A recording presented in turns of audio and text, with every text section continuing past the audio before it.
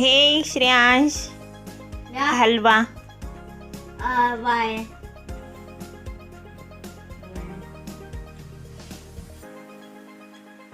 देखना गरम होगा। Okay.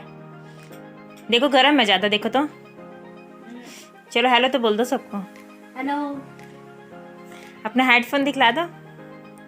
This is my headphone. New Access Company headphone. हम्म।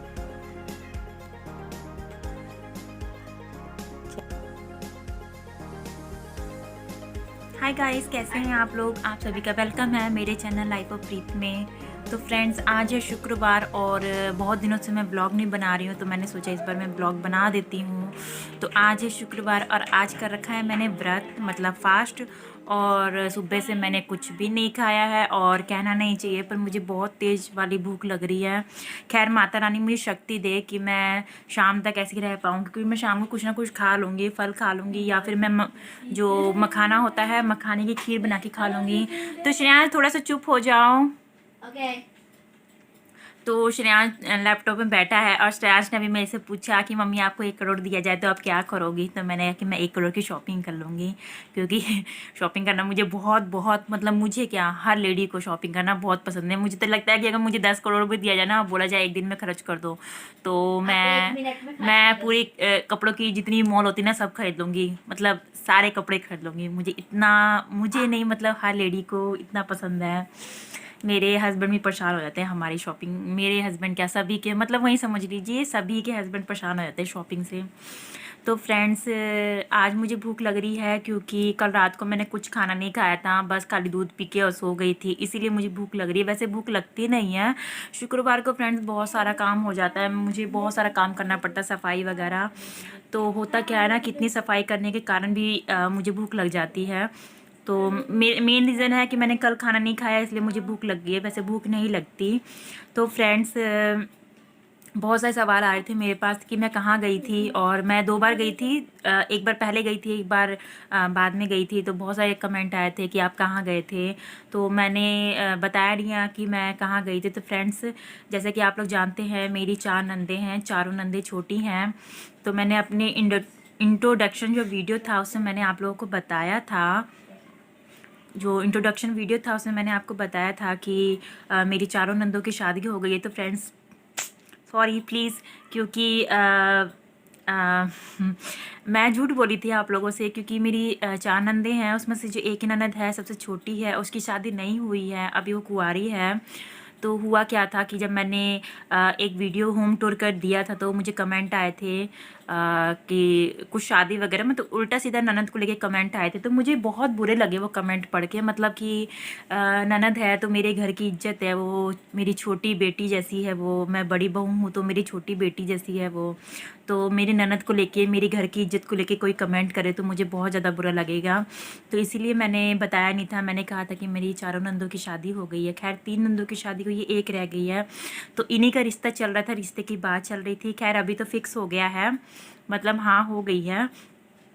तो हुआ क्या था कि पिछली बार लड़के देखने के लिए आए थे, तो अब ये गांव में चलन हो गया है कि एक बार लड़के देखने, मतलब लड़कों के घर वाले जो जेंट्स होते हैं वो देखने आते हैं, फिर एक बार जो लड़के की जो मम्मी वगैरह बहनें वगैरह होती हैं उनको देखना होता है, तो वो बुलाते हैं। तो इसीलिए मैं गई थी। जब मैं पहली बार गई थी तो घर में जेंट्स वगैरह आए थे, तब मैं गई थी।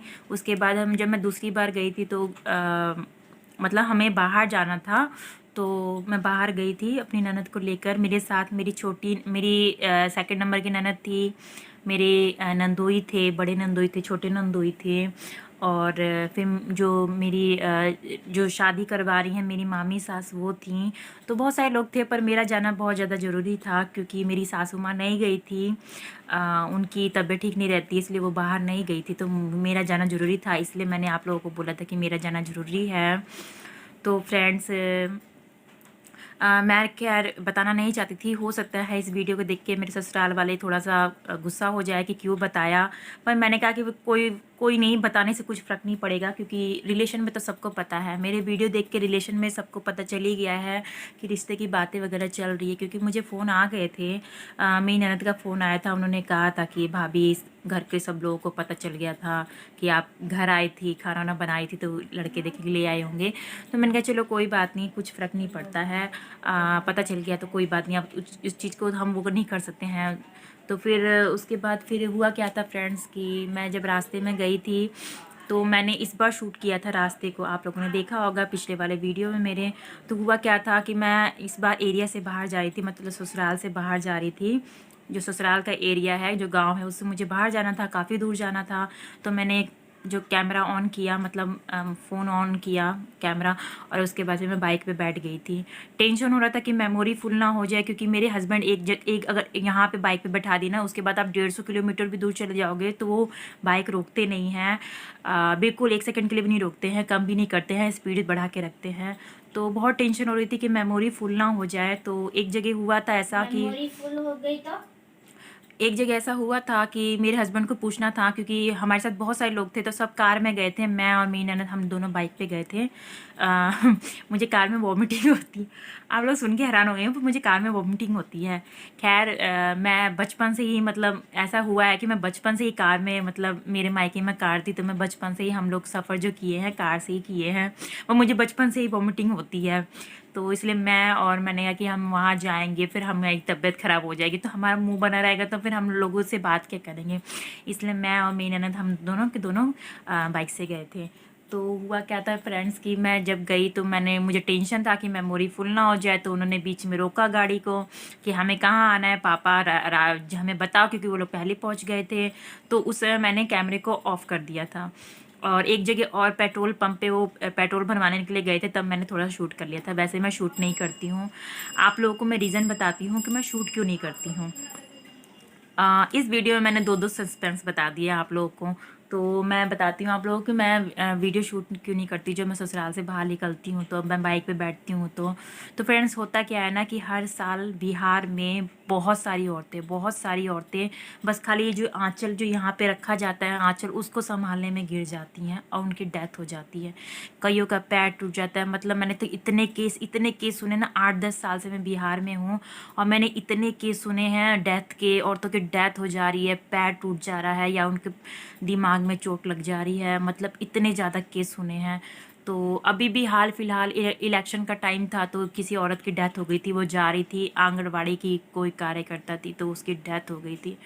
तो मुझे तो बड़ा बुरा लगता है ये सब सुन के। तो हुआ क्या कि मैं ऐसे आंचल रख के और बैठ जाती हूँ, फिर उसके बाद मैं कैमरा कैसे करूँ, क्योंकि मुझे आंचल संभालना होता है। और ऐसा होता है फ्रेंड्स कि मैं आंचल संभालती हूँ तो हस्बैंड बहुत गुस्सा करते हैं, क्योंकि बैलेंस ख़राब होता है। बैलेंस ख़राब होने के कारण औरतें बहुत सारी गिर जाती हैं।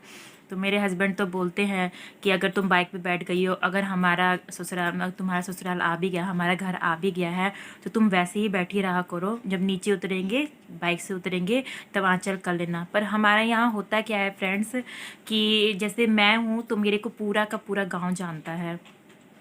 गांव में सब लोग एक दूसरे को जानते हैं, शहरों में और उसी पड़ोसी को नहीं जानता है, पर गांव में सब एक दूसरे को जानते हैं कि ये इनकी बहू है, ये इनकी बेटी है, ये कहाँ गई थी, ये कैसे बाइक पे बैठी हुई थी, इन्होंने आंचल लिया था कि नहीं लिया था। तो होता क्या, अगर अगर यहाँ पे जो साड़ी का पल्लू ऐसे गया, अगर वो यहाँ से अगर इधर हो गया है। खैर जो बिहार के लोग हैं, यूपी के लोग, मुझे यूपी का तो ज़्यादा पता नहीं है, बिहार के लोगों में ज़्यादा है ये, बिहार में ज़्यादा है ये।